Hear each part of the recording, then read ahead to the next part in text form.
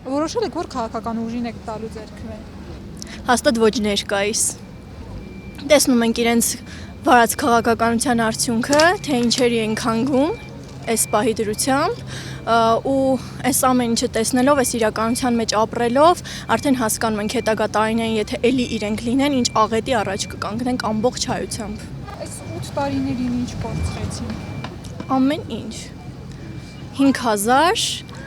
եկող սերունդ, նոր կերտվող, նոր ձևավորվող սերունդ ու կարելի ասել ինքնություն։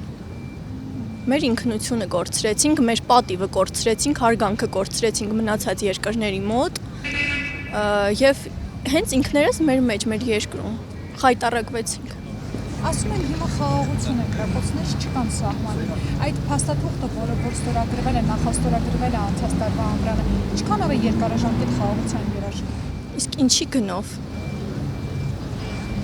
Հաշվի առնելով, թե մենք ում հետ ենք կնքել այդ չեմ էլ կարող ասել պայմանագիրը, այդ թուղթը ում հետ ենք մենք ստորագրել, կարող ենք միանշանակ հաստատորեն ասել, որ չի լինի, որտեվ նրանք մարդ չեն, նրանք ցեղ են, նրանց հետ ոչ մի բան կնքել չի լինի, ոչ մի համաձայնություն, ոչ մի ամեն պահի իրանք կարող են դա խախտել։